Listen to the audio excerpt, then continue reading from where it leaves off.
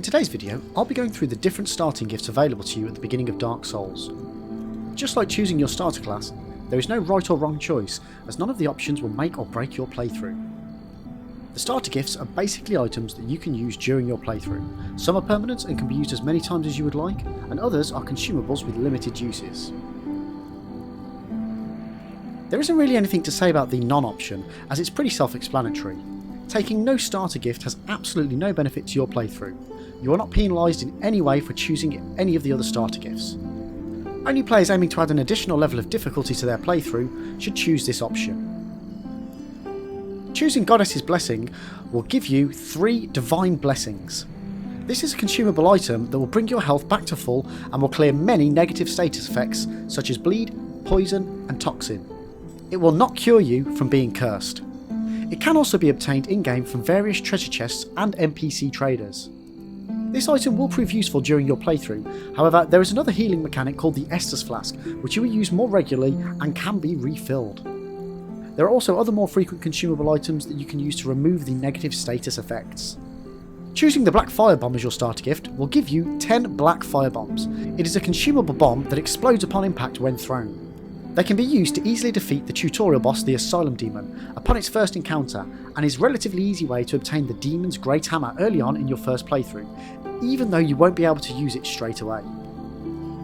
The Black Firebombs are a great choice for starter gift, as not only will they help you with your first boss encounter, they are very useful against all enemies during the initial stages of the game. However, they do have limited uses and can be obtained elsewhere. The Twin Humanities gift is a consumable item that gives you 2 units of humanity and fully replenishes your HP. Humanity is required to revert to the unhallowed state, so whenever you die you will lose all of your humanity and souls, and you revert to a near hollow state.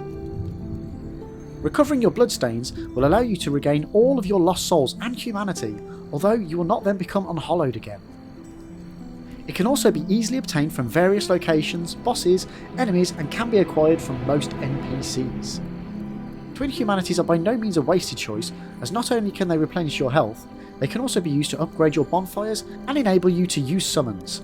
However, due to the alternative ways of getting them in-game, they are by no means a necessity during the early stages. The Binoculars are a permanent item that will stay with you for the entirety of your playthrough. They allow you to scan the horizon for distant locations and enemies. They can be used to aim crossbows and spells when the enemy is out of targeting range. However, the bow will also give you the same amount of zoom. The Binoculars can be obtained in-game at the graveyard, within a minute's walk from the Firelink Shrine, which is the main starter location. They are a nice item to have, however, as you can obtain them almost at the start of your playthrough, it is wasted as a starter gift, as you will gain no tactical use from them before this point. The Pendant has no initial use for starter players. Dark Souls director Hidetaka Miyazaki said in a Famitsu interview that he picked the Pendant or nothing as his starter gift. For months, fans tried to find a hidden purpose for this item, but later he revealed it was just a prank and that the Pendant has no significant purpose at all. If during your playthrough you allowed Petrus to kill Rhea, the Pendant can also be obtained at the Undead Parish. It can also be obtained as a random reward for killing an invader in the Forest Hunter Covenant. It can be traded with Snuggly the Crow for a Souvenir of Reprisal. The Souvenir of Reprisal may be offered to the Dark Sun Gwendolyn in order to level up the Blade of the Dark Moon Covenant. As this item gives you no tactical advantage, I wouldn't recommend it for your starter gift. Even if you're aiming to see everything Dark Souls has to offer, this item is obtainable via other ways. The Master Key is a reusable item that can unlock numerous doors in the game without having to find and keep track of various individual keys. If you choose the Thief class, you will receive the Master Key in addition to another starter gift. After he is relocated underneath the aqueduct in Firelink Shrine, the Master Key can be purchased from Domhnall of Xena for 5,000 souls. However, by this stage in the game, the Master Key has mostly lost its usefulness, as you will likely have already opened the majority of the doors that this key can open. The only uses it has after this point is in Sen's Fortress, to free Big Hat Logan, and to obtain a Soul of a Hero. After completing the game, if you choose to move on to an NG Plus game, you will keep the Master Key, allowing you to use it for your next playthrough. The Tiny Being's Ring is a permanent item that grants a 5% increase to your HP, only while being worn. It can be obtained later on in game from Sigmir of Katarina if you defeat all of the Silver Knights in Anor Londo for him. This item is very useful for new players needing a little boost in their health pool during the early stages of the game. However, as you are limited to only using 2 rings at the same time, far more useful rings will become available to you fairly early on. When equipped, the Old Witch's Ring will enable you to understand the language of Quelaag's sister, a Covenant NPC. This is a nice additional bit of dialogue for players wanting to experience all the nooks and crannies of the game, but it is not essential. Other than this, the Old Witch's Ring will have no use or direct effect on your playthrough.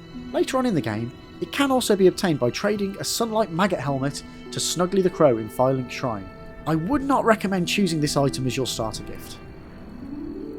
In summary, my recommendations for new players would be to take the Black Firebombs, as they are very powerful early on in the game. Also, the damage they deal is enough to make them useful throughout the middle stages of the game as well. However, at higher levels, their relative damage compared to the enemy health pools may leave you wanting something with a bit more oomph. For seasoned players, or for those wanting more of a challenge, I would recommend the Master Key. It can access bonus areas, as well as areas that would not otherwise be reachable. For example, normally reaching Blighttown would require you to battle your way through 4 other areas, but with the Master Key, you can simply take the shortcut through the elevator to the New Londo ruins, cross a bridge, and then you're into Blighttown. The implications of this are very important, as accessing Blighttown early also means reaching advanced pyromancies and weapons.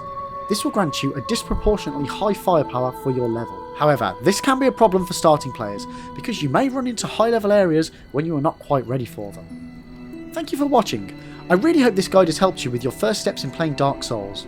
If it has, why not drop the video a like and let me know which starting gift you chose in the comments section below. To help support the channel and to get notifications for any upcoming videos, please click the subscription link below. If you would like to learn more about which starter class is the best option, why not check out this video, which covers all the essential information for each starter class and how they may benefit your playthrough.